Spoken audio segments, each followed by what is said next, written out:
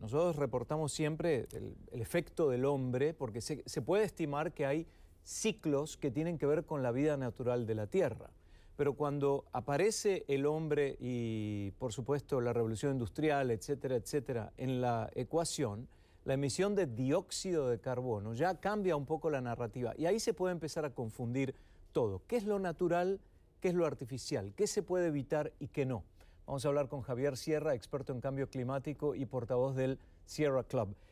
Javier, ¿cómo estás? Gracias por visitarnos nuevamente. ¿Qué te parece el comentario que acabo de hacer? Es decir, por ejemplo, estos episodios de Australia o del volcán de Filipinas son cuestiones naturales. ¿Tienen un impacto y producen cambio climático? ¿Qué tal, Guillermo? Gracias por la invitación. Tenemos que tener mucho cuidado en el impacto que tiene la actividad humana en la naturaleza y lo que tiene la misma naturaleza en sí. Las erupciones volcánicas llevan ocurriendo cientos de miles de millones de años. Eso no tiene nada que ver con nosotros. Lo que sí tenemos que ver, y mucho, es la cantidad estratosférica de gases de calentamiento global que hemos estado emitiendo a la atmósfera los últimos 150, 170 años. Funciona de una manera hasta cierto punto sencilla. Los rayos del sol entran en la atmósfera, rebotan contra la superficie terrestre y dejan detrás solamente el 20% de su energía.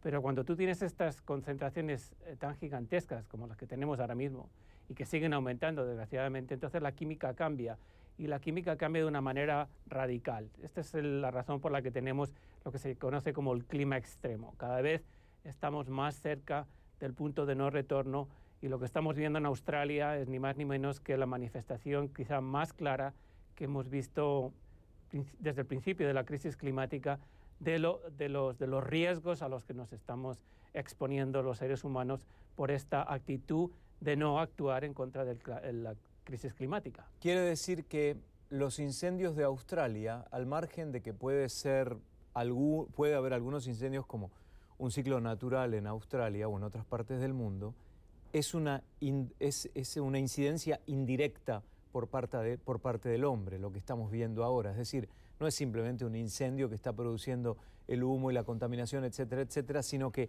detrás de eso el origen tiene que ver con el hombre. Eso es lo que estás queriendo decir. Lo que nos dicen, no lo digo yo, lo dicen los científicos, nos lo dicen los climatólogos, nos lo llevan advirtiendo ya varias décadas. Lo que ha ocurrido en Australia, ni más ni menos, es que se han juntado una serie de condiciones.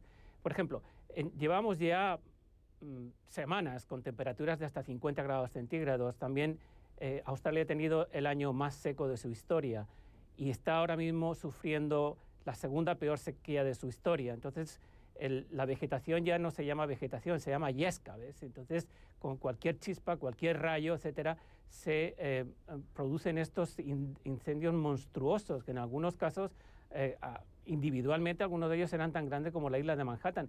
Imagínate, Guillermo, que algunos de estos, debido a estas condiciones y, por supuesto, a los vientos predominantes, estos incendios avanzaban hasta 90 kilómetros por hora. Imagínate. Claro, crean también su propio microclima y puede haber esas trombas como si fueran tornados de fuego que son justamente producidos por esa especie de microclima generado por el incendio. ¿Y qué hay con el tema del volcán, por ejemplo, en Filipinas? ¿Puede generar contaminación aunque sea natural y que ello repercuta en la salud del medio ambiente, o es otro tipo de gas el que estamos hablando aquí? Bueno, los científicos nos dicen que dependiendo de la cantidad de material que surja del volcán, esto puede cubrir hasta cierto punto varias secciones de la Tierra y por lo tanto impedir el paso del calor del Sol. Puede que esto lo que haga es enfriar partes de la atmósfera, pero por supuesto esto sería algo muy breve. Y lo que nos debe preocupar ahora, desde nuestro punto de vista, es, por supuesto, que imagínate que esto le ocurriera a Australia cada año o cada 2 años. Es totalmente no sustentable, ¿ves? Para la economía del país, para la salud de los australianos, incluso para la salud de todo el planeta. Recordemos que los científicos nos dicen que Australia es como el canario en la mina de carbón, y el canario ahora mismo está en llamas. diciendo que esto es lo que nos puede ocurrir no solamente en Australia, sino en otras regiones del mundo. Además, porque cuando hay algún tipo de situación como esta, aunque esté retirada del resto del mundo, la relación de los sistemas meteorológicos y el equilibrio del planeta se está relacionado. Entonces, cualquier evento que produzca un cambio en el patrón en un punto del mundo va a tener su repercusión en otra parte del mundo, en los polos, por ejemplo. Y me pregunto, entonces, ¿por qué hay tanta negación con respecto a este hecho? ¿Por qué hay tanta falta de voluntad política en general de las superpotencias? ¿Por qué las generaciones mayores en cuanto a edad son menos proclives a abrazar el concepto de cambio climático y lo discuten? Lo que estamos viendo aquí es un cúmulo de circunstancias que están alimentadas, en este caso, por la enorme influencia que tiene la industria de combustibles fósiles, no solamente en Australia, en Estados Unidos, prácticamente en todo el mundo, ¿ves? Entonces, estos intereses creados de ancianos de 70 y 80 años que saben que a ellos no les va a ocurrir esto, que les va a ocurrir a sus hijos y a sus nietos, pero no a ellos, siguen actuando como si nada estuviera ocurriendo. El mismo primer ministro Scott Morrison de Australia sigue insistiendo que esto no tiene nada que ver con el cambio climático, cuando se lo estamos repitiendo el 99% de los científicos y los grupos como el nuestro, que no se puede seguir así, que lo que se está arriesgando es la viabilidad, poder vivir en Australia o convertir a millones de sus compatriotas en refugiados climáticos.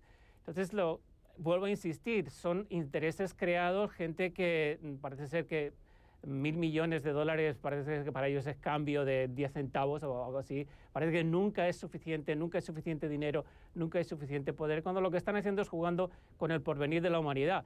Es realmente inmoral, es la palabra que hace falta aquí. Y la expectativa o la esperanza queda en que las generaciones jóvenes son las que realmente abrazan el concepto y tratan de educar a los mayores.